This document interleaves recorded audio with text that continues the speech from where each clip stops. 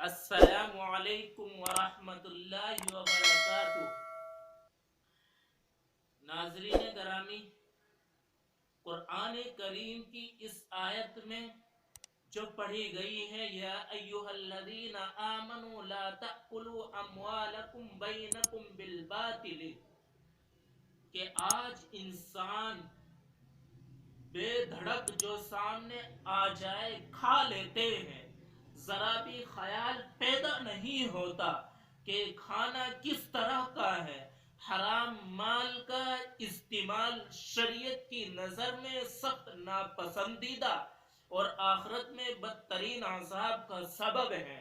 بس اتنی بات سمجھیے کہ حرام مال کا استعمال شریعت کی نظر میں ناپسندیدہ ہے، اور حلال مال کا استعمال، حلال کھانا، حلال اپنے بچوں کو کھلانا یہ پسند ہے۔ تاجدار مدینہ احمد مجتبی محمد عربی صلی اللہ علیہ وسلم نے فرمایا کہ اس ذات کی قسم جس کے قبضے میں محمد کی جان ہے، آدمی اپنے پیٹ میں حرام لقمہ ڈالتا ہے جس کی وجہ سے 40 روز تک اس کا کوئی عمل اللہ کے یہاں قبول نہیں ہوتا، اور جس شخص کا گوشت پوست حرام مال سے پلا پڑا ہو تو اس کے لیے تو جہنم ہی مناسب ہے۔ تو آج ہم دیکھیں کہ اگر ہمارا کھانا اور لباس ہمارا حرام اور پینا ہمارا غلط، تو پھر ہم دعا کے لیے ہاتھ اٹھاتے ہیں، یا رب پکارتے ہیں۔ دعا کیسے قبول ہوگی جب کھانا ان کا حرام، پینا ان کا حرام، لباس ان کا حرام؟ تو دعا کیسے قبول ہو سکتی ہے؟ پیارے نبی علیہ السلام نے فرمایا کہ آدمی کے قدم، قیامت کے دن آدمی کے قدم اپنی جگہ سے ہل نہیں پائیں گے جب تک کہ اس سے 5 سوال نہ کر لیے جائے، اور جواب طلب کیا جائے گا۔ 5 سوال کیے جائیں گے۔ نمبر 1 کہ عمر کہاں لگائی، نمبر 2 جوانی کہاں گوائی، اور نمبر 3 مال کہاں سے کمایا، اور مال کو کہاں خرچ کیا، اور دین پر کہاں تک عمل کیا، علم دین پر کہاں تک عمل کیا۔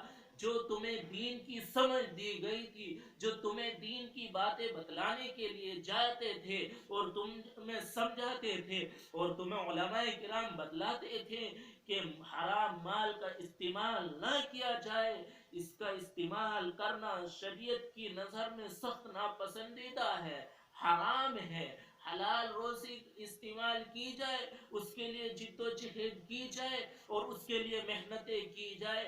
تو آج ہم دیکھیں کہ ہم اپنی اللہ رب العزت نے نعمتیں دی ہے کہ جوانی دی ہے، اور یہ جوانی کا خون دیا ہے، تو اس جوانی کے خون کو کیا ہم اللہ کی عبادت میں لگا رہے ہیں؟ نہیں۔ اگر لگا رہے ہیں تو اچھی بات ہے، اگر نہیں لگ رہا ہے تو ضرورت ہے ہمیں فکر کرنے کی، ضرورت ہے ہمیں اللہ تعالیٰ کے سامنے اپنی تمام جس اللہ نے ہمیں 2 آنکھیں، 2 کان اور زبان اور ہاتھ پاؤں دیے ہیں، یہ تمام نعمتیں اللہ تعالیٰ کی ہیں، بے شمار نعمتیں، ان تمام نعمتوں کا قدرداں بننے کی، اور پھر مال کو دیکھنا ہے کہ مال کہاں سے کمایا جا رہا، حلال طریقہ بھی ہے یا نہیں، اور پھر خرچ کس طریقے سے کیا جا رہا ہے۔ تو یہ تمام چیزیں غور کرنے کی ہے، فکر کرنے کی ہے۔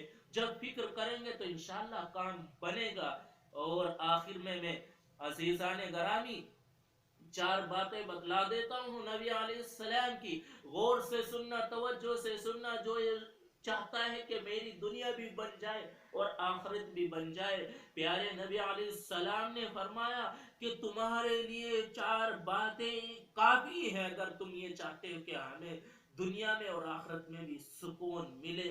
اور حضرت عبداللہ بن عمر راوی ہے، رسول اکرم صلی اللہ علیہ وسلم نے فرمایا کہ جب 4 خصلتیں، 4 عادتیں بندے کے اندر آ جائے گی تو وہ تمہارے لیے پھر کچھ بھی حاصل نہ ہو وہ تمہارے لیے کافی ہے۔ نمبر ایک، امانت کی حفاظت کرنا۔ ایک کسی نے پینسل دیا ہے اس پر اپنے ایمان کو خراب نہ کر لینا کہ پینسل کے ساتھ ساتھ ٹوپی بھی آ گئی ہے کہ کچھ لکھنے کے لیے مانگا تھا اور اس کو جیب میں لگا لیا۔ نہیں میرے عزیز ساتھیو، امانت ہے فلاں شخص کی، فلاں شخص سے لی تھی تو اس کے پاس لوٹانا ضروری ہوگا۔ نمبر ایک، امانت کی حفاظت کرنا، چھوٹی ہو بڑی ہو۔ نمبر دو، سچ بولنا، جھوٹ نہ بولنا۔ سچ کے لیے صحابہ کرام نے اپنے آپ کو قربان کر دیا، بچوں کو قربان کر دیا، مال کو قربان کر دیا، اور ایک اللہ کے سامنے ایک محمد صلی اللہ علیہ وسلم کو ماننے کے لیے سب کچھ قربان کر دیا اور سچ سے نہیں ہٹے۔ تو دو باتیں کہ سچ بولنا، نمبر تین کہ اچھے اخلاق پیدا کرنا۔ یہ کیا ہو رہا ہے آج؟ نفرتیں کہ یہ بریلوی، یہ دیوبندی، یہ اہل حدیث، یہ فلاں۔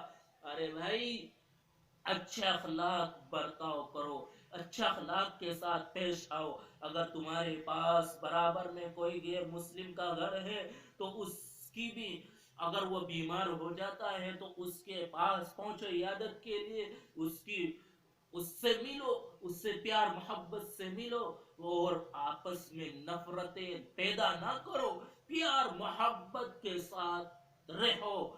حسن اخلاق، حسن اخلاق۔ اور نمبر چار کے حلال روزی کا استعمال کرنا۔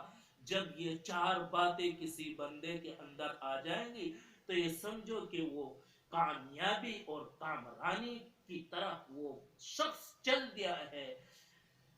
حلال روزی کمائے گا، بچوں کو کھلائے گا۔